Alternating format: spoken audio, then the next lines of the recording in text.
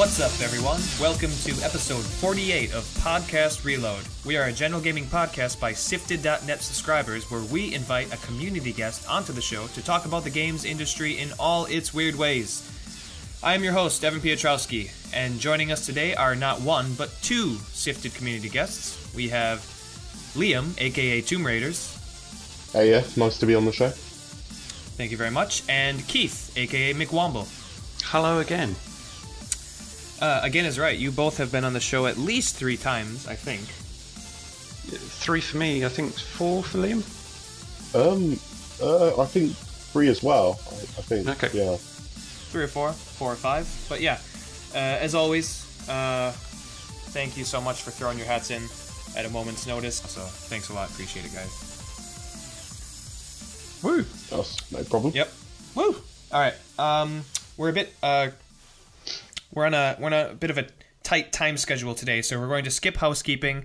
Although the Sifted.net Patreon is almost at the $6,000 mark, which is what they need to basically make. The goal is for basic operations purposes. So Sifted.net, we're not paid to do any of this stuff. We're just 3 people that really love using the site. They're almost at their goal. I think they're about $250 away from hitting that $6,000 minimum.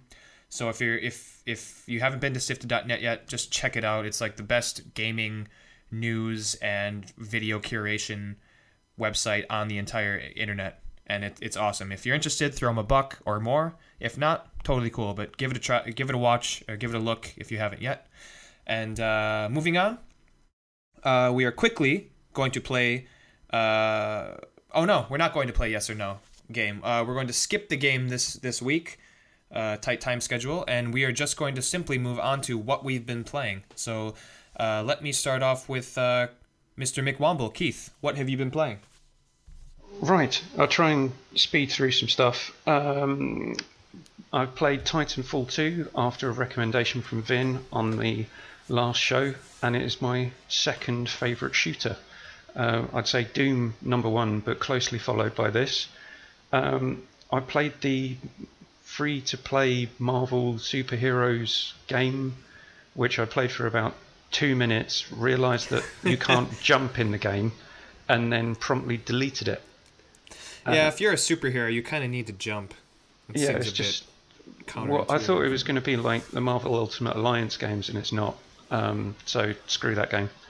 Seems like a slight oversight. Yeah. I played Batman Arkham Knight, just finished that, and you can jump as Batman. Also known as World of Bat Tanks. Yeah. It's the driving sections, after them making such a big deal about, oh, you get to drive the Batmobile, they're the worst parts of that game. Yeah, I agree. I think controlling the Batmobile where you can move laterally, there's like driving mode, which is, you're driving like a regular vehicle, and then you can go into tank mode where you can pretty much move laterally and front and back. I think the controls for that are actually pretty good, but the sections where you have to get into tank mode to take out the Arkham Knight's tanks are just, I don't like them. I think they suck. Yeah, they do. They're awful. And there's so many of them, and they repeat sections of it. So who? And they don't get any more interesting. They just get more annoying because all you have to do is, like, as the game progresses, you just have to fight more and more of them every time you run into those sections. Yeah, and there's lots of busy work associated with you being in tank mode. And I don't like the fact that you have to keep L2 down to be in tank mode. There should just be a button that swaps you, and then you don't have to think at certain points you're firing all the weaponry, so you could be using all of the triggers and the face buttons all at the same time, and it just why I get the feeling that Rocksteady were told that they had to put the Batmobile in, and then they had to come up with an idea for why it's there. Yeah, it's just if any positive thing comes out of this, I think it's either they completely rethink how the Batmobile is used in an open world Batman game, or they just fucking shell that shit and throw it in the trash altogether and just work on what made that series so great. Yeah, because I really like the 90s Batman cartoon. It's great. Yeah. But what are the best parts of that? It's when Batman is out of the Batmobile. He's driving somewhere to get somewhere. That's pretty good, yeah. There's not a lot of Batman in the Batmobile in any Batman media or comic or whatever. No. So let's give him hours and hours of busy work. One game I'm absolutely loving is Horizon Zero Dawn. I know you guys have both played it. Yeah. I played Zelda, The Legend of Zelda. When everyone is comparing those games and like which one's better and which one sucks, and I played Breath of the Wild first and then got into Horizon Zero Dawn. Very, very different games. So much so that I don't think they should have been compared as much as they were. But yeah, I loved Horizon Zero Dawn. How far in are you, and overall thoughts? I'm about 40% through in terms of completion, but I've put nearly 30 hours into that game just because I've been going off and doing random things like collecting mugs. Oh yeah, that is that is a thing in the game. Yeah, I was saying to Liam a little while ago, I like the fact that they've weaved in lots of different types of ancient mythology. So you've got kind of a Mayan feel with one of the tribes who worship the sun. Mm-hmm. The Nora tribe are a bit like the Native Americans in their sensibility. There's a spirit to the world. Right, it's very pantheistic. Like there's like the trees and the rocks.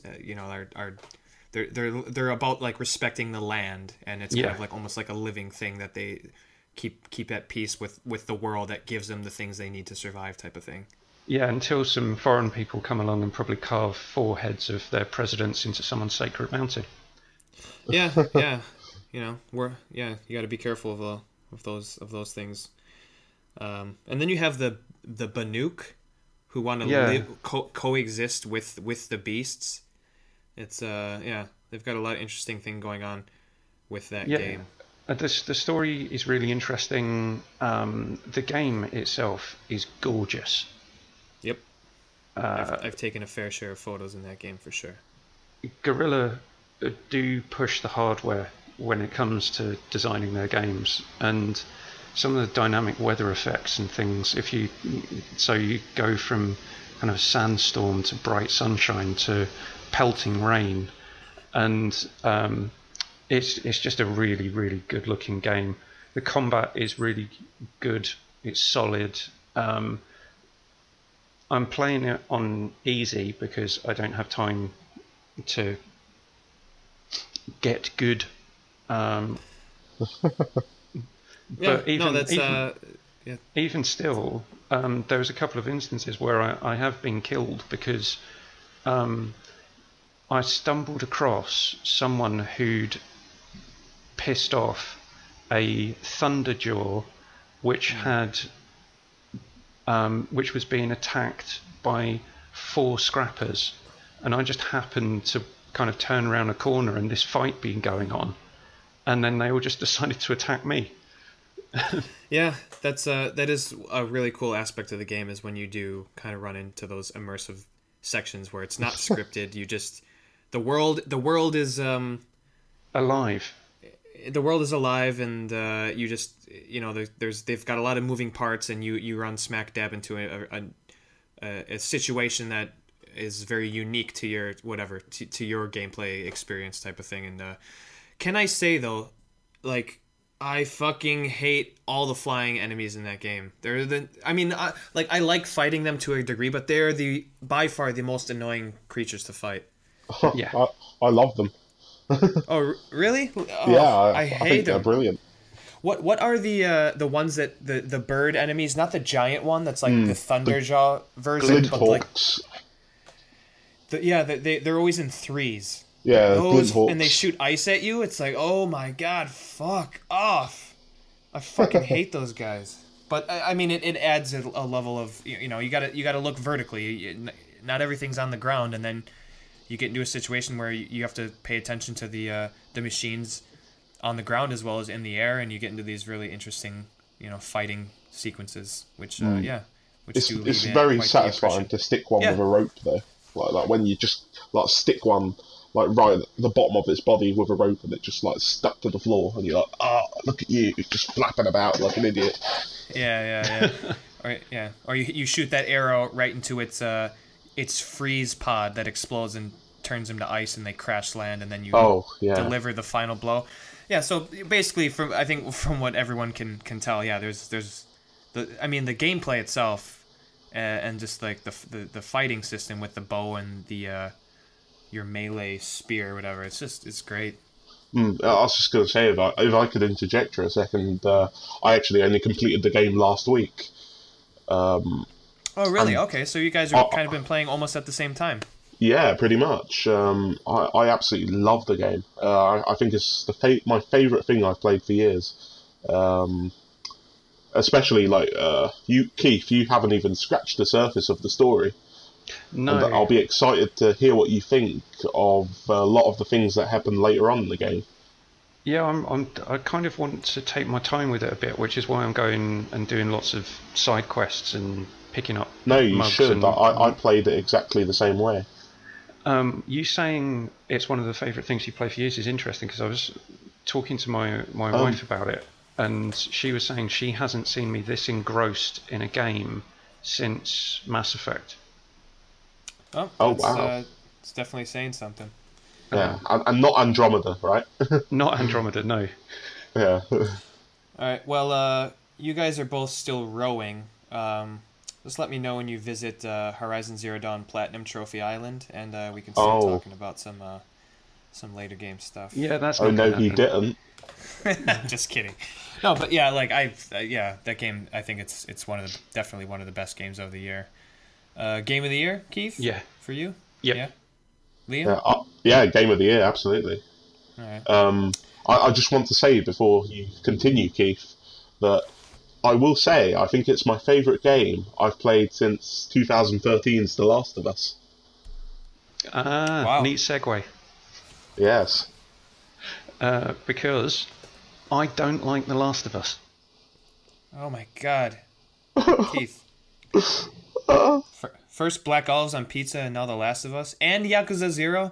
Yeah, well, I'll get onto that in a second. But I was saying to Liam, I've tried The Last of Us. I don't like Joel as a character, and I find Ellie annoying.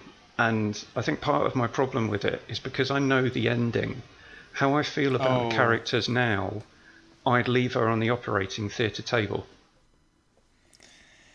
Well, I mean, that totally changes the way you view the characters if you know the arc, you know what I mean? So yeah. I can't say I that would completely change the way that I might see the game. And because I'm with Erebus Jones on the opening mechanic killing Joel's daughter in the very first scene is a cheap way to try and ingratiate yourself with him as a character. You really think so? I think The Last of Us has the best opening to a video game ever. Like that was probably the first time in my life I fucking got teary-eyed at a game. No, like biting my lip, teary-eyed ever, I think. And I don't think I've ever gotten that way since. So you thought it was cheap? I think they earned it in a very short amount of time. I think it was masterful the way that they earned it. I know so that they quickly. tried to. They only had however many minutes it was, about 5-6 minutes to. A little bit more than that, but yeah. Yeah. But getting onto games that have made you emotional, I was tearing up when during my first playthrough of Mass Effect 3, spoiler alert, Mordin Solus sacrificed himself to cure the genophage. Oh yeah. Because I'd spent God knows how many hours with the characters in that game, and actually it was really sad. And my wife walked in on me just as the scene was playing out, and she was it's not what it looks like. Yeah, but it was a bit of she came in to ask me a question, then saw what was going on and just sat down and watched it with me. Did she know the context? Yeah, well, she'd seen enough of me playing Mass Effect to know who he was and what was going on. Sure. But yeah, back to The Last of Us. Something else I said to Liam was, I think Naughty Dog are really, really good at making sections of video games that I hate. Okay. So, going back to our Uncharted discussion, I never want to play that upstream jet ski thing again in 1. That can fuck off. Replaying the train section in 2, that can fuck off. The desert in 3 can fuck off. And then the hanging upside down fridge section in The Last of Us, that can fuck off as well. It's not that hard. Like, I think the train on Uncharted 2 is one of the most notable like sequence, like set pieces in a game in fucking like 15 years or not the fighting as you're fighting down the sections of the carriages, the climbing bits afterwards. So you've got the climbing bit at the start, and then you play through the game, and then you get back to the beginning for. Okay, it's been a while since I played it, so I can't recall. Yeah, I need the medic. Liam, yeah, he might walk away from the podcast. It seems. That was sheer horror. Well, you had me first because I can totally understand the jet ski sections in Uncharted 1 pissing you off because they really annoy me too. That with in the exploding barrels. Yeah, they were figuring it out. They came hot off the heels of Jack and Daxter trying something new. I don't. There is no forgiving that section of gameplay. Yeah. Had a very short development time, weirdly. To be fair. The Last of Us 1. Uncharted 1 was the last game in the series I played. I played 2, 3, 4, and then 1. Oh, so wow. That's interesting. I'm not a big fan of 1, but I get why I'm not. Is because I beat 4 and then I played 1, so of course it's not going to feel... I mean, the quality of life after, 4 is... It just... Yeah, like, I think everyone knows what I'm trying to say. I'm just not able to really say it. I'm not even going to get into the train sequence on Uncharted 2 because I might have a heart attack and die. That's masterful. So moving on before Liam dies. I'll be there to revive you. Yeah, another game sequence that I don't like and I've traded in is Yakuza 0. Oh, you gave it away? I did, God. But for the benefit of me. Because I got store credit for it, so I can actually get a game that I might like more. You're going to give Evan a heart attack now. It comes out next March. Yeah, there's just bits of it. So why do I need to befriend a rock band who don't know how to talk to an audience? And why? That's like one of the best side quests in the game. Oh, it was bollocks. Oh my god! Well, if you don't like that, then yeah, I cannot help. If you don't like that side quest and the type of humor and the reason why you're doing that stuff, then yeah, you will not like that game. And why do I have to befriend a guy who really likes Scale X-Trick and then send... You don't have to do it. You don't have to do any of that. Yeah, it just wasn't for me. And there was sections of it where I think, right, okay, I really like the combat. I said this last time, but there was bits where you got a really good cinematic feel from fighting your way out of the first Yakuza safe house, and then it's good stuff. Yeah, where you punch the guy in the face through a glass ashtray. Oh, classic. Classic. Yeah. And then you go out into the street, and here's a loan shark, but he's a bit big, so you can't actually beat him up, and that's that. And if Are you talking about Mr. Shakedown? Yeah, and then if you see him, he'll beat you up and steal all your money, and that happened to me once, where I just happened upon him, and I didn't notice that it was him as a character. He beat me up and stole all my money, and I was just like, no, this is bollocks. I fought about 20 or 30 Yakuza, including punching a guy in the face through a glass ashtray. I should be able to beat this guy up. That's bollocks. And it was at that point where it's just like, no, that's it for me. It's not going to be something I enjoy. Well, one thing, your first mistake is not noticing a guy who's fucking 7 feet tall walking down the street. I don't know how he ambushed you. I wasn't paying attention. I was too busy and the other thing is tissues. Yeah. I mean, that is part of the game, but he's not really hard to run away from, and also way too early in the game. Once you get later in the game, you can fuck that guy up and make so much money. You'll be rolling in abilities to upgrade. But yeah, I think you've said it all in the idea that you didn't like the hilarious side quest of a gang that emanates the idea of cool, but they're actually total losers. So you teach them how to be cool in front of their fans who think they're really badass and cool. If you don't like that, you're not gonna like the game. So you probably did yourself a favor. The game's really long. I put about 70 hours into it. So you saved yourself some time to make room for Horizon Zero Dawn. Yep. So there's that. We could do an entire podcast about how you're completely wrong about the game, but I think we need to move on to Liam. Yes. Well, ironically, I found that discussion made me want to go and buy made me want to buy Yakuza 0 because it sounds great. Well, thank you. Yeah. Thank you. I appreciate that. Yeah. Suck up. It's a quirky Japanese game that has like a very arcadey battle system. It's the battle great system balance of is great. Japanese.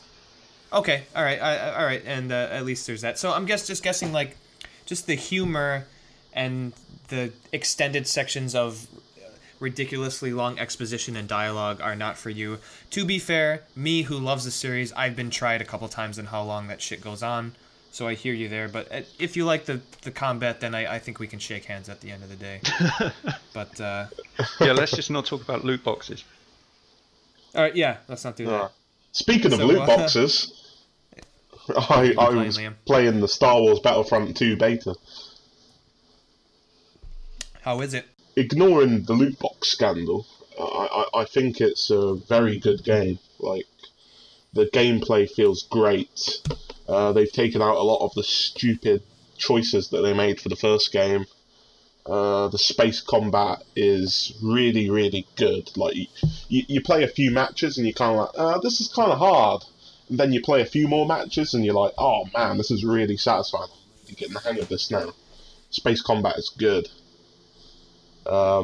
Yes, it's just a really fun game, and so far all of the modes that I have played are all enjoyable for different reasons, and I really enjoyed it. I heard they kind of reworked the strength of the heroes, as you will, that they're not as over OP as they were in the first one. No, I wouldn't say so, but they still feel powerful. They are powerful, but they're not relentlessly annoying, I guess. Right. If you know how to play the game properly, you can oh shit, there's one of those guys coming. I should probably go the opposite direction. Maybe create a little bit of space between me and him so I can actually shoot at him. Right. It's a bit freaky when you see Darth Maul coming towards you. Spinning his lightsaber around. Yeah. You're from one of the worst movies in the series. Yeah, the best part of a very awful film. Oh yeah. Like as design wise, I think Darth Maul is pretty cool. I'm quite excited about this game until all the stuff about the stacking of cards and the loot boxes for you to get the legendary or whatever they're called level 4 gold cards videos started coming out, and that's kind of knocked me down a couple of notches. Well, to be honest, I'm less worried about that ever since it got made a big deal out of. Just because I think if there was anything sort of tricky with that system, I think they're going to eliminate most of it, just because they don't want to face the backlash that would give the game. Right. I guess just because EA is very reactionary about such things. But I wouldn't be too worried, because the game, on the base of the game is really enjoyable to play. And I don't think the star cards would give people too much of a buff to the point where it wouldn't be like fun to play. Okay. I do think people have a way of maybe over exaggerating certain things. I mean, there's a lot of people being very vocal about it, and it's in beta, so like maybe maybe they'll tweak it, maybe they'll listen to the feedback, so it could come out as a better product and satisfy the people who love the gameplay, don't care about the card system, and the people who are very vocal about it. Maybe they'll balance it out a bit. Well, I think they will. They already put out a statement sort of saying, hinting towards that they were definitely looking into changing everything up so people wouldn't shout at them. I mean, when it comes to like, aside from the gameplay, when it comes to those additional systems with fucking cards and stuff, like, I think that's good that they listen to the audience. I mean, obviously they have to make the decisions for themselves and what they're going to do moving forward, but that's what the beta is all about. So see what who's they do. Who's they in your? Is it DICE or EA? The man. EA, yeah, without a doubt. So there is from past experience of EA. It's likely that there might be some minor tweaking, but the game is going to be set up in such a way that you feel rewarded in-game items, but not sufficiently so potentially that there isn't that little inkling in your mind of, I should be spending some money to get better. No, I don't get that. Yeah, some people. I mean, there is a fine line between. There's a good way to do it, and there's a bad way to do it, and let's see what. One thing that's interesting with that game is every challenge, like that. Basically, there'll be a bunch of challenges, like kill 10 enemies this way, or do this, or do that. Every time it's like a trophy or an achievement, basically, right? Yeah, exactly. But every time you complete one of those challenges, and some of them are pretty easy, you get a crate to open. Well, that's good. You get a crate for actually, achieving something in the game. So they come and thick and fast. I don't think it would take long to get a bunch of those. I don't know. I'm concerned slightly. I'll wait and see what happens with the full release, but it's not so far away that they could do any major reworking, because it's coming out in about 3 weeks. Yeah. Well, luckily I'm not interested in Battlefront, so I don't have to worry about it, but it seems like some of the stuff they have in the game is a bit worrying. But vote with your dollar or your euro. Sorry, that's a Builder thing. Just checking in on you. Just checking in on you. Just checking in on you, Liam. What else have you been playing? I know you. Okay, so. Let's skip a couple things off this list because we're running a bit long on the what we've been playing section. Yeah, sure thing. You've recently purchased a Switch. I have. And you've been playing Zelda Breath of the Wild, one of the most talked about games of 2017. Yep. So Liam, what are your thoughts? Literally got it 2 days ago. I didn't get to play it much yesterday because I was busy, sadly. But yeah, I mean, the Switch itself is a great piece of kit. I think it's the best thing Nintendo have made in years. Did you go grey or neon? I went neon, mate. Oh, the only choice. Yeah, thank you very much. A little bit of colour in there. It's beautiful. A little bit of colour, please. Yeah. Fucking great. Have you been? Yeah, but have you taken it on the road with you? I did. I took it to my mum's. I showed it to her, and instead of talking to her, you sat on the sofa and played the Switch. Oh no, absolutely not. I ignored it for the most of the day. I took it out to show her, and thought she'd be interested, but she didn't seem to care. So You know, next time she buys a new product, I'll ignore her. I thought it was going to be that situation your mum doesn't like Zelda. Speak to me when Mario Odyssey comes out. Oh, no, she probably was. Yeah, absolutely. Yeah, Zelda or Mario. She just can't get enough of Cappy. That's for sure. Yeah. So Zelda, what do you think? I think thoughts? It's really interesting. It's also surprising how they didn't give away a lot of the start of the game, weirdly, in a lot of the preview footage and stuff like that. Yeah, you thought they showed too much, and then you realized they barely showed any of it. Yeah, exactly. I mean, I've really barely gone into the actual world of the game. I think I'm. Are you still in the initial area, the Great Plateau? I've gotten out of that, but I'm still sort of near the castle. Oh, okay. Right. I think I sort of went into an over-leveled area and tried to. Well, I did activate one of the Ubisoft towers. Right. But which I know exactly. It's a bit south of the Hyrule Castle that's kind of surrounded by guardians. Yeah, exactly. But you can still get there even if you have 3 or 4 hearts. Yeah, exactly. It was difficult, but I did it. You felt like a beast. Yeah, I did. Once you scale it, yeah. It was very satisfying. Yeah, but the beginning of the game is very different from most Zelda games. It sort of just throws you in there, really, doesn't it? It doesn't sort of teach you things. It explains very little, yeah. It does, yeah. It's a new sort of experience. But it's also interesting to play.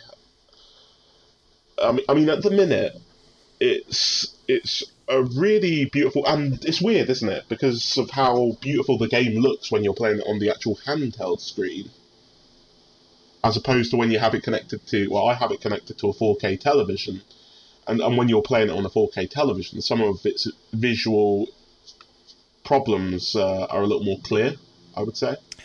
Hey, I played it on the Wii U, so.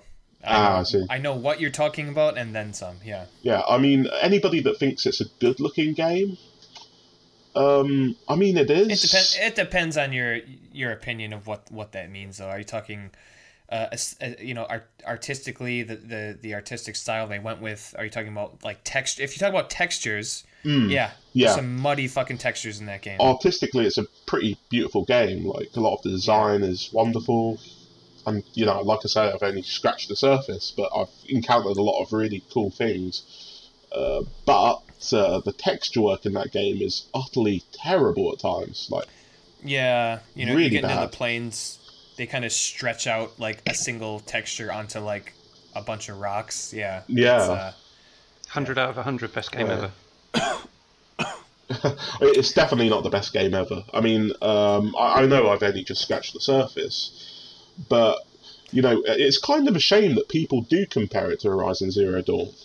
Because it really is. They Once are you play different both, games. you realize how different they are.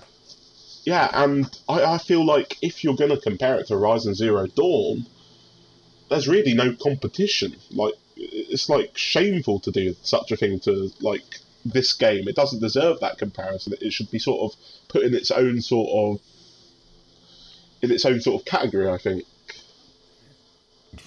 Yeah, no, they're very different, and I one reason that they were compared so often back when is because they're both kind of open world exploration game where you're kind of, it's like / half survival, half combat. They came out the same week. One of your main weapons is a bow, there was all these kind of like bullet points that seemed like they needed to be compared. And I think even at Sifted.net, I was like, oh, these games are totally need to be compared because they have so much in common. And then I played both and I realized how wrong I was. And I played both. I played Horizon Zero Dawn. I platinumed it. Zelda Breath of the Wild, I beat all 120 shrines. I've probably put 125 hours into that game. Whoa. Jeez. So I've pretty much done it all in Zelda Breath of the Wild, and I bought the DLC. I played the Master Trials. I think they are both great games. And I think it's a disservice to both games for people to fight over which one is better and to compare them so closely.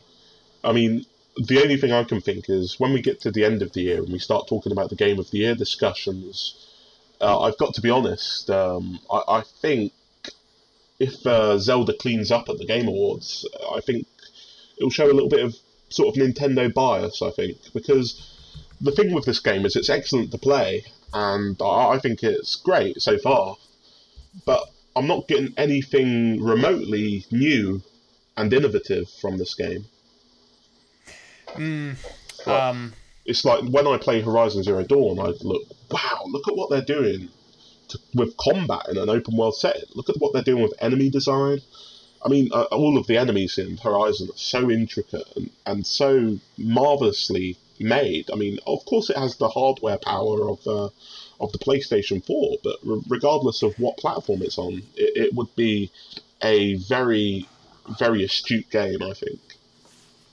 Right. And but I there's think, little to no story in this game so far, which is also something to consider, I think. Yeah.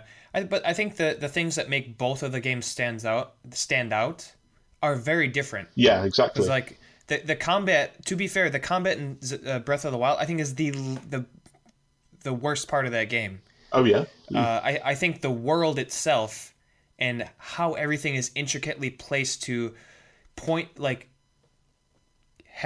force the viewer, not force the viewer, but create something interesting constantly within the world. So that's like, I want to go here, but there's something over there, and then you go there, and then all of a sudden, instead of going where you thought you were going to go, you go off totally in a completely different direction, and then you run into like a really interesting thing there, and you find stuff there. It's I think the world itself and the discovery of the game is something that I've never really seen, and in other games. And I remember when I played like 60 hours of Breath of the Wild maybe, and then I went to Horizon.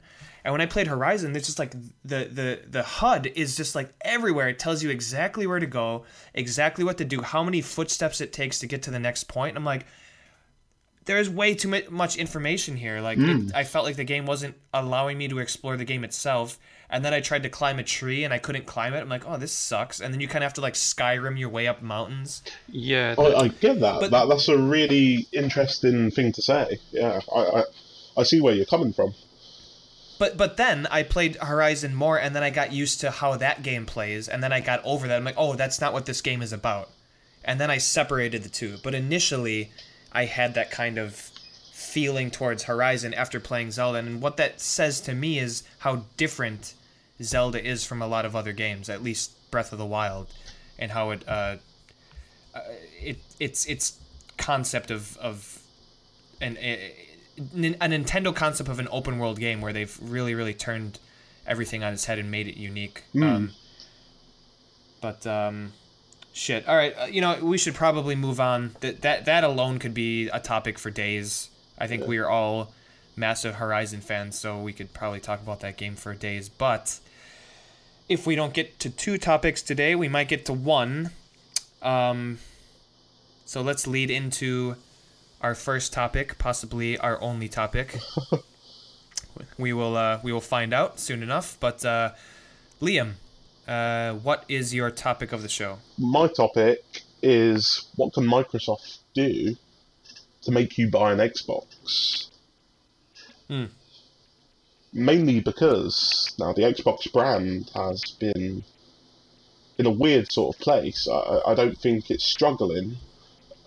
It's definitely doing well because it's actually selling far more than the Xbox 360 did in this point in its lifetime. And we all know that the Xbox 360 is a very successful console. But when you compare it to what Sony's doing, it's just no contest, really. I mean, Sony's games are far better on a large scale. There's more content being put out on Sony's devices. I mean, we just came from E3, where Sony did a sort of very lightweight sort of conference, and in my opinion, they completely trounced Xbox. Right. So, I'm going to say is that, I mean, they're taking a new, like, sort of direction with Xbox. They've got the Xbox One X coming out, but they've really got nothing exclusive to support it. But they're saying that they do have things in store for the future, but they say they're going to announce them closer to their release date, so they don't have another Scalebound or Phantom Dust or any other terrible cancellations like those games. Right. But the thing is, do we really believe them? Do they really have something that's going to be coming out of the woodworks? And is it going to be enough to compete with Sony? And is it going to be enough to even make you consider buying an Xbox? And an Xbox One X in particular, because, I mean, they have the most powerful console on the market, or will in a short time, but do they really have any reasons to make people want to buy them over a PlayStation 4? Do you want a simple answer? I do. No. I love the simple answer. The long-winded answer to that is the three of us and people on Sifted, or anyone out there who actually listens to this, we know what Microsoft are trying to do. So if they're not winning the software game, they want to win the hardware game in terms of, we have the most powerful console. And for the money, it is a really good deal. But how many of us, especially you, Liam, after just buying a Switch, have got £500 to spend on an Xbox One X? I know I don't. So I think they're doing the only thing that they can, really, which is to say to consumers, you can get a good product from Sony, but if you want the best product out there, we're the only people who are making it. In terms of how they come back in terms of software, I've got no idea, because there's nothing in Microsoft's current library, that even interests me slightly. I've never liked Gears. Halo is okay, and if we get onto my topic, racing games, I'm shit at them, so why would I buy one? And Crackdown 3 looks like Crackdown 1. So yeah, I mean, what is there to entice anyone in? I think them cancelling Scalebound is quite possibly one of the stupidest decisions they've made, because the Xbox division of Microsoft is making significant amounts of money, and not wishing to coin Jim Sterling's phrases too much, but it's not making all the money. So I think that's where the right. problem lies. And they could have thrown as much money as they wanted to at Scalebound, just to get it out and say, look how amazing this game plays on Xbox One X, and you can only get it on Xbox or whatever the old or on PC, but you've got to buy the Xbox version to play it on PC. And I think them doing that is just like, well, what have you got? Okay, you can run all the third-party software a bit better, but not as good as PC, so no one's going to downgrade from PC, because that would mean them handing in their Master Race card and then being shunned from society for the rest of the time. And then people in our situation don't have the money to upgrade to another console with pretty much naff all to play on it. Yeah, I mean, for me, it comes down to like, what system can I play? Because like third-party games, you can play them anywhere, essentially. Maybe not on the Switch, but that might change moving forward. But it's like, okay, what system can I play the most games on, and also the best first-party games on? And just, I think for me, it's the simple comparison between first-party content. Like, the Xbox first-party content, in my opinion, is a joke. Is a complete joke. The only game that even stands out to me is Sunset Overdrive, which was made by Insomniac Games, Who are now making Spider-Man exclusively for Sony. For Sony. Yep. So like the checkbox for Sony is insane. It's God of War. Let's see, The Order 1886, which, okay, that might be a bad. I shouldn't have brought that up second, but I actually really like that game. I really like that game. I like that game too. I thought like everyone trashed it, and I was like, oh, okay, this game sucks. And I bought it on a sale. I'm like, oh, I actually really like this game. I thought the gunplay was good. The game was beautiful. But anyways, fucking Ratchet and Clank 2016, amazing game. The new Spider-Man game looks great. Death Stranding. What else do you have? You have the fucking Housemarque with Resogun and Alien Nation and that. Uncharted? Anyone? Bloodborne. Uncharted. Bloodborne. Horizon Zero Dawn. There's no contest. Like, it's not even close. That's the thing. Like, I wish we could get into a situation where we could argue the pros and cons, or like how close do they come to who is the best first party between the two. It's not even close. Like, there is no way anyone can argue that Xbox has better first party content than Sony. And if they did, it's just because I have a PlayStation 4 doesn't mean like I'm happy I have one. I bought one for that content. If Xbox had the better content, I would have bought the system. Or if it even had half of the first-party games coming out, something that intrigued me enough to buy a system, I would have bought one. But there's nothing there. Like, it's just it's as simple as first-party content for me. I'm not going to buy two systems that do the exact same thing. Well, that's you know exactly it. Unless, yeah, that's exactly unless there's it. Games. Because the thing is that last generation, Microsoft had a lot of good stuff. You know, they had a lot of interesting games. I would say probably the most interesting game they've put out on Xbox One so far is, like you say, Sunset Overdrive and Quantum Break. Yeah, and Quantum Break. You know, it seemed like a lot of people loved it. A lot of people hated it. Some people said that it's issues. Sunset Overdrive seems to be the standout to me, and I'm a huge fan of the Ratchet and Clank series, and that game just looks really, really fun to play, as all the Ratchet and Clank games are. Yeah. And so that's the one game in the back of my mind. It's like, I really wish I could play that game, but for one game to switch over systems or to throw, like, I'm at that crossroads where I'm like, do I go Nintendo or Xbox? And it's no contest. Yeah. And the entire thread of this is still first party, because when you think about Nintendo, it's their first party games. Sony, you can play everything plus their first party games. Xbox, well, if you have a PlayStation, then you don't really need an Xbox.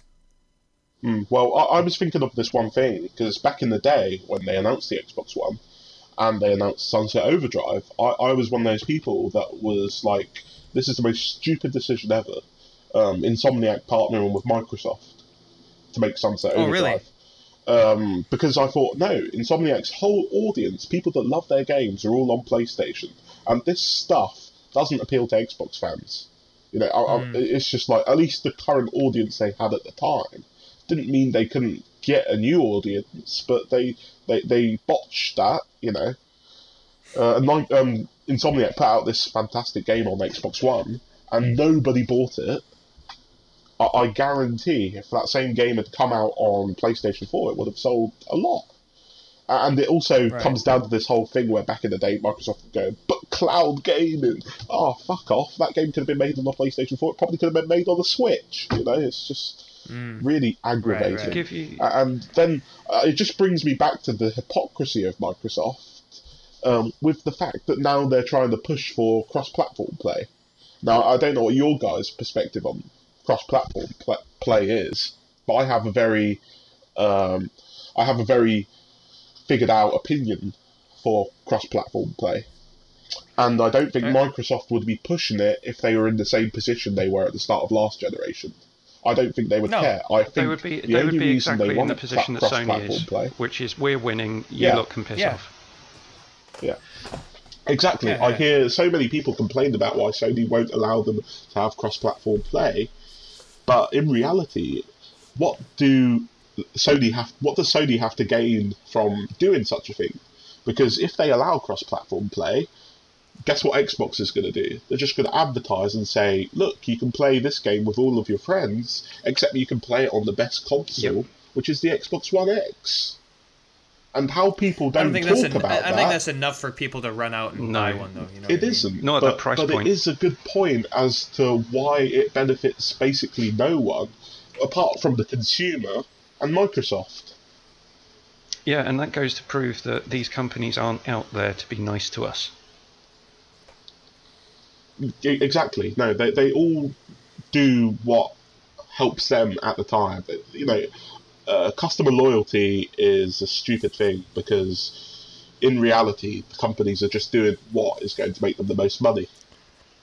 Right, and looking at this isn't a conversation about who's better, because I'm glad that Nintendo, Microsoft's Xbox division and Sony's PlayStation division all exist because you need competition. Absolutely. That's how these things work. I wish there were more. I wish there were more companies. Well, the Atari box is coming out soon. Oh yeah, fucking watch out. But yeah, like it's great that they all exist, and I wish them all the best of luck because more competition is better for the consumer. But yeah, it's like I'm in a difficult situation because I live in Japan, and Japan is Sony and Nintendo and fuck off. That's about it. And smartphones, anyone who throws anything on smartphones, that's kind of where Japan's leaning more so. Like Southeast Asia is pretty much mobile. They're going straight mobile. I remember I went to Hong Kong, and just every billboard I saw for a video game, it was some like iOS Android game. Just plastered all around. I was pretty surprised at that. But it's hard. Like, I don't know what they could do to make me buy an Xbox. Like, there's not a killer, there's not a killer app or a killer game for the Xbox that would like push me to spend that much money on an Xbox. It would have to be quite a bit more. But like, you can't just bulk up your first party and just make a bunch of great games. Like that doesn't happen with the snap of a finger. Here's the thing. Snap of you switch it up. Yeah. You know what I'm saying? Here's the thing, Alan. Sorry. They only have 6 first party studios, right? So right. You so what say do you do? Bulking up their first party studios is rather difficult, considering they barely have any. Yeah. They have 343 Industries, which does the Halo franchise. They have the Gears studio. And They have the Forza studio. I don't really care about Halo. They have Rare, which they're just making a game about pirates. And then they have 2 studios that don't really matter in the grand scheme of things. Mojang and Lift London, which just works on HoloLens and 3D Paint. Yeah, and then you have them. So everyone's like, "Oh, fucking Xbox and Forza." It's like, but I'm in the mindset. Like, I think racing games, although a lot of them do really well, I think it's a really niche genre of game, similar to fighters for me. Like racing game fans and fighting game fans, they're a big community. They're a dedicated community. But I just think that the gameplay of those 2 genres of games are really, really niche. And if you don't like racing, whereas like you can kind of adapt third person to a lot of different types of games. You know what I mean? Like puzzle, action, adventure, RPG. You can do a lot with that. With racing and fighting games, there's only so much you can do. So like you say Forza, I'm with you, Keith. I'm like, I don't like racing games. So I don't care like I heard Forza 3 was amazing. Everyone fucking loved it, but I don't care how great the racing is in that game. I was just like, I'm not interested. Yeah, and the thing is even if you are a racing fan, you can just buy a PlayStation 4, play Gran Turismo Sport, or Project Cars, or Need for Speed, or... Right. There's more out there than... Yeah. Like... And that's the thing, right? That's kind of how racing games go. Like, you can kind of get a similar experience, but when you talk about like a third-person action-adventure game, it's like Horizon Zero Dawn is Horizon Zero Dawn. You're not going to get that anywhere else. It's unique. And they don't have that unique game, let alone... They don't have one game, let alone 5. And, you can just just go across your fingers, like thumb, index, middle finger, ring finger, pinky, about like how many series are out there with PlayStation. It's just it's the games, isn't it? Yeah. You know? Absolutely. And they just don't have it for me. And you know what? If you like racing games and Halo, buy an Xbox One, because if I was a fan of either of those series, that would be the pull for me, but it's not for me. And 2 series are not enough for me to spend that much money on it. I think what's... I'm sorry, Keith, yeah, you're going to say and something. not speaking from any experience or point of fact whatsoever, it seems as though the Xbox division are still getting over the launch hangover. It still seems like they're dealing with the internal conflict within Microsoft, and they don't. I think most of the executives, other than Phil Spencer, knows what the hell to do. Which is why I said earlier on, the only thing they can do is what they are doing. I think Phil Spencer's picked up a deflated football, managed to pump some air into it, and he's just about to start having a match. But the problem is, Sony and Nintendo are now playing a totally different sport. It's a good. I quite like that analogy. That's really good. And I think the other executives yeah. at Microsoft, they really wanted that. This is your hub box for everything, and everything you do comes through Microsoft in some way. That's what they want. That's what they still want. Their initial, but it was their initial pitch fell flat on its face, and so they had to rework their entire marketing around that system. Yeah, and that ended up. That was their stumble that allowed Sony to get ahead of them. It started before that as well, because you saw the erosion of their first-party studios as a result of them making that corporate choice, because they thought that so many people would end up with a Microsoft TV subscription or cable subscription or sports subscription or whatever it was. So they saw their, I'm assuming that behind the scenes someone had a spreadsheet in front of them and said, if we get X adoption rates of all of these subscription services, we don't need to sell Y games, so we can cut back on our overheads. Right. They were like, yeah, it's games plus more type of thing. And it's not necessarily about a dedicated gaming console. It's like they wanted to take over. I mean, I think they said it as much in their marketing. It's like, we want to be the hub of your entertainment system in your living room type of thing. And it's like, totally fucking missed the mark there. That was bad. Okay, so we should probably wrap this up quickly, but I kind of want to ask you guys, because you, both Liam and Keith, you were of your main system of last generation was the Xbox 360, correct? No, I wouldn't say that. I had an Xbox 360 for a very short time, and it got the red ring of death just before Halo 3 came out. Right before? That'd be terrible. That'd be like your Switch dying right before Mario Odyssey came out. Absolutely. And the only reason I never rebought one was because I bought a PlayStation 3, because I found one for a good price at the time, you know. The only reason I had an Xbox to begin with was because of how expensive the PlayStation 3 originally was. Yeah, right. And from Which is then on, I going never back to really needed one. Our conversation of messaging, right? Like, PlayStation came out of the PS2 era thinking they were the hot shit and could sell a system for $600, US. Well, exactly.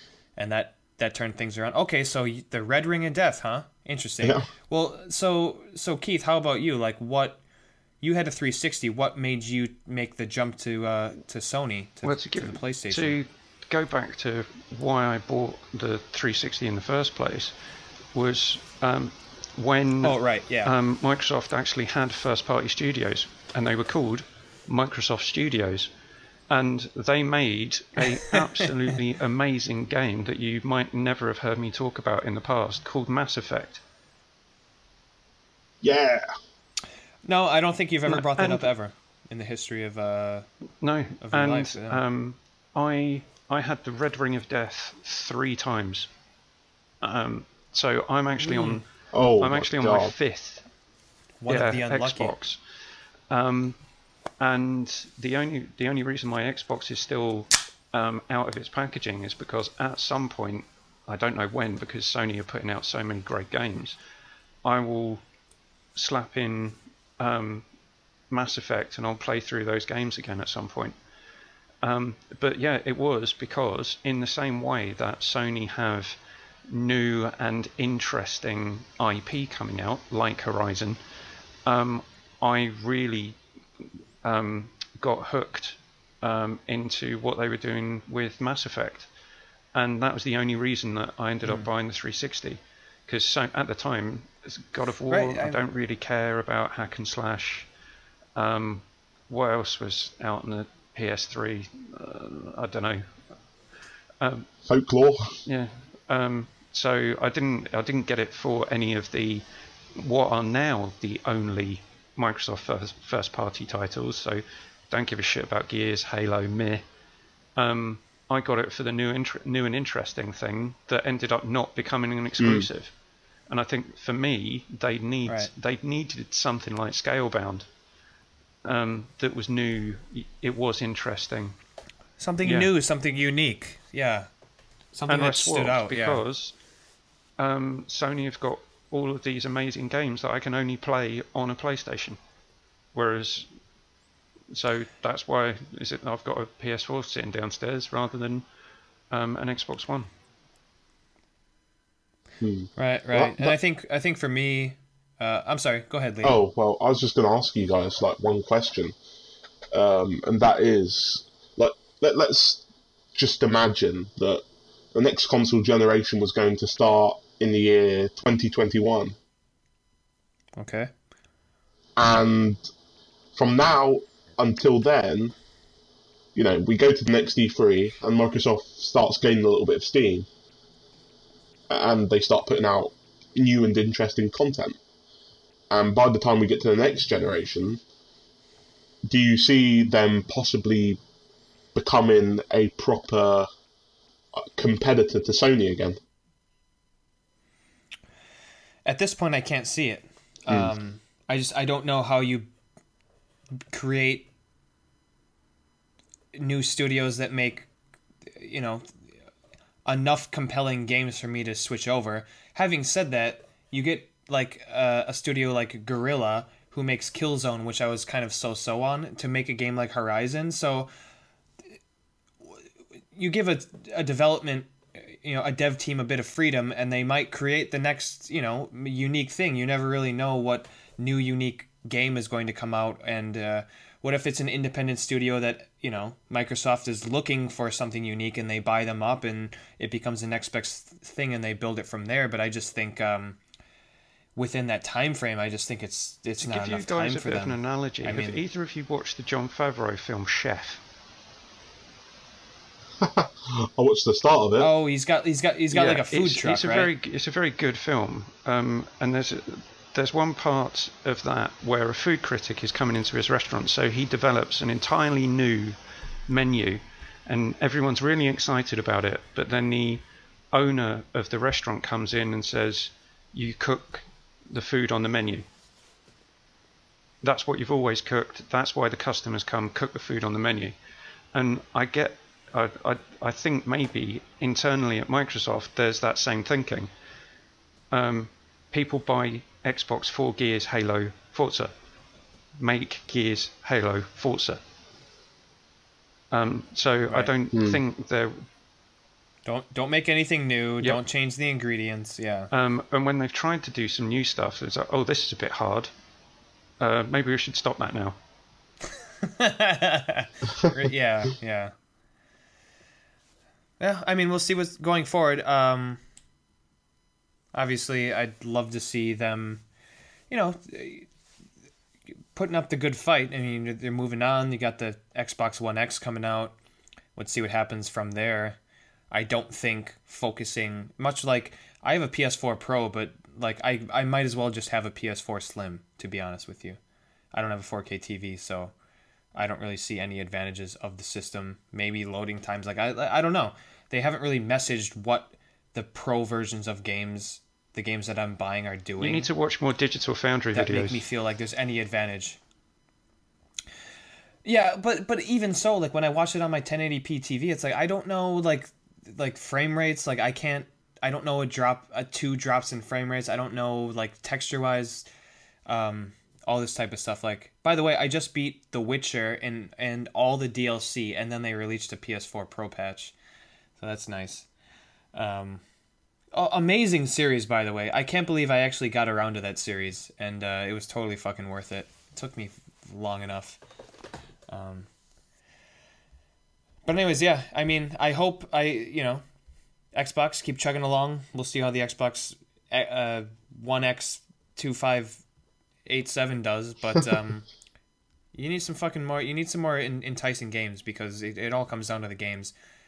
Fucking 4K HDR, OLED, super duper console, super frame rate. Like, that shit doesn't matter. Like, you need games. It matters, but you need games more. Yeah, or you've got a very expensive paperweight.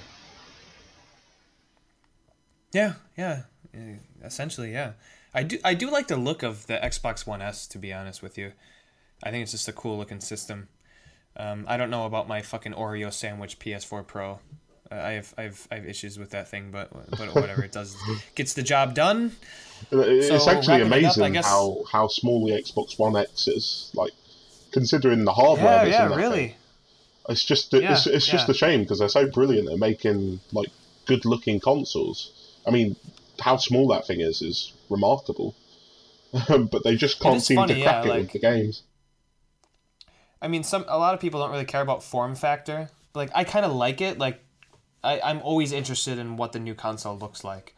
Probably more so than I should be, to be honest, because after it's been on in my entertainment center for 2 months, like, I stopped looking at it. But I'm always interested to see the new form factor, and I do think Xbox does a great job with the form factor, at least of the Xbox One systems, and especially the Xbox One X and the Xbox One S. I think they look like some sexy. All they need to do is release the Xbox One E. You can get the gamut of sexy looking consoles. But moving on, I think we're good for a single topic for today's show. I think we ran a bit long on what we've been playing, but yeah, I think it was a good enough conversation to keep on, and we've all been playing a lot of games, so much so that I just cut out what I had been playing. Oh yeah, that's fine. I'm sorry, Evan, I didn't even realize. No. I made a conscious decision to cut out what I've been playing.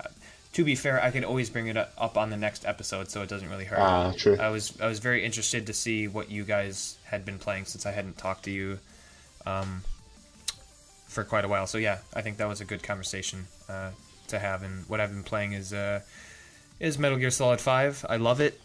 I'm surprised that I like it so much. I'm a bit disappointed that there's not more of a story thread going through the game, but the gameplay is enough to where I'm stealthing it, I'm fucking Fultoning people, I'm building my mother base, I got Quiet, I got D-Dog, they're helping me on missions. I'm really, really enjoying the game. A game that I thought I would never play, but it was free this month, so I'm happy that I actually decided to pick it up. And sometimes that's what you need. Pick up a game for free and you might like it. So I kind of understand the business decision behind free-to-play games, because otherwise I don't think I would have ever have played Metal Gear Solid 5, and I think that would have been a shame, because it's a great, great game. Can't say anything about the end game, because I'm not there yet, but I've played it for at least 35 hours now, and I quite like it. So moving on to the end of the show, if you want to join us on the show, then you can message me on sifted.net, the stand user, or you can message us at podcast_reload on Twitter, or at the stand user on Twitter, with your mic make, an email address, your Skype name, your social security number, where you live, how many people are in your house, if you voted Democrat, Republican, Brexit or not, and we'll get back to you. No, just if you're interested in the podcast, obviously, just send us a message on Twitter or on Sifted and say, hey, I'm interested, and we'll get you on the show. We love having new guests on the show. We also love having recurring guests, as Keith and Liam have been on quite a few times. But we love new guests as well. So if you kind of doing the hokey pokey and you got one foot in, why don't you put the other foot in too and shake it all about, and we'll get you on the show. So coming up to the end of the show, let's wrap it up with goodbyes, Twitter handles, and thank yous. And plugs as well. So starting off with Keith, do you have any goodbyes, Twitter handles? I have a Twitter account now. It is Keith_McWomble lovely. On Twitter. And the day that I set it up, I blocked someone. It was I commented on how badly Tennessee were doing in the NFL. Someone followed me, and their profile on Twitter was, "I'm American, I'm white, I love God, I love guns, I love Donald, blocked." Wow, I don't know how you came across that as your first interaction. I've never seen that in all the years I've been on Twitter. You just need to comment about Tennessee playing football. I've never run into anything. Apparently so. Like, yeah, I've never seen that. I've never been harassed on Twitter. To be fair, I've like 99 followers or something like that, but I've never had a DM or anything other than people on Sifted. So that's fucking weird. Wow, you got unlucky with that one. At least you got to test whether the block function worked. Yeah, seriously, yeah. Trial by fire, seriously, wow. That's fucking crazy. Alright, and Liam, how about yourself? Well... any goodbyes, Twitter handles, thank you, plugs? You can follow me at Black Liam Neeson on Twitter if you want controversial, critical analysis. Yeah, I mean, I will say, you and I don't always agree on some social and political stuff, but it's always good to have a dialogue. You know Absolutely. What I mean? Don't surround yourself. Yeah. Don't just follow people that you agree with, because you'll live in a bubble. Absolutely. You need to see the other side of the argument. Always listen to people, even if you disagree with them. Even if it annoys the crap out of you every day, just hear them out, and remember that people are people. Through the lens of the internet, we tend to forget that people are just people living their lives and trying to do the best that they can. Nobody means to offend anybody, but sometimes we just do end up offending each other, and we need to be able to look past that when it counts. Oh, what? You said something I don't like, then we can't be friends now, then. Yeah, I know. I'm still... I don't know how I got onto this podcast, but... I think there's something that went wrong, Yeah, the wires got switched, whatever. But while you're on, let's have a moment of silence for Liam Neeson not fucking wanting to do any action movies like Taken anymore. I'm very saddened by that. I don't know how to break this to you. He said he was retiring from action movies, and then all of a sudden he decided he'd come out of retirement. Oh, he switched it already? Yeah. Tell me the good news. What happened? It was just really weird. He said, actually, I've got a few more in me. I'll do a couple more or whatever. I'm out of retirement. It's like, that was bloody quick. The Grey 2. Yeah. I want to see what happens with that wolf. He fucking survived. He survived. Taken 4, Taken 5. By the way, in the first Taken movie, when he goes into the... when he first finds the guy that he talked to on the phone after his daughter was taken, and he has him read the line written on the paper, and he says, I'm the guy on the phone. You never thought I'd find you, but you hear, and he starts shooting people. Right? There's a part in that where he's in a stairwell, and I saw this in the theater with my brother, and I fucking laughed then, and I laugh every time I see it. A guy walks through the door, but he doesn't see him because he's on the other side of the door, and he shoots him, and the guy kind of falls funny. It's the best, like, shot in the back fall that I've ever seen. Like, I laughed out loud in the theater, and, like, I laughed so loud people turned around and looked at me. I was like, he fell funny. Like in The Departed, when Jack Nicholson says that the girl fell funny on the beach. He fell funny. It gets far more ridiculously funny in the sequels as well. It gets, it jumps the shark a bit, but the entire idea of that series is a bit jumping the shark. It's like he's invincible, and he's gonna do what he says he's gonna do. Yep. I'm just looking forward to the fourth movie where Liam Neeson gets taken away. No, just take him away and park him somewhere and just say, just stop. You're never gonna be James Bond. Just let it go. Alright, watch it. I'm named after that man. Keith, you have some very unpopular opinions, by the way. I'm starting to second guess my. You don't like Kiwami. You didn't like The Last of Us. You're not a fan of Liam Neeson being a badass action hero. I'm starting to rethink. Screw. Liam and our political differences. You start talking about Liam Neeson not fit for action movies, then we got problems. That's where my priorities lie. I don't know why we're all doing a podcast together. Clearly we hate each other. Yeah, we hate each other. Yep. One difference and throw it all out the fucking window. All right. That is going to do it for us on Podcast Reload episode 48. Thanks for joining us, and we will see you next time. Bye. This is where we all say bye. Bye. Bye. Love you guys.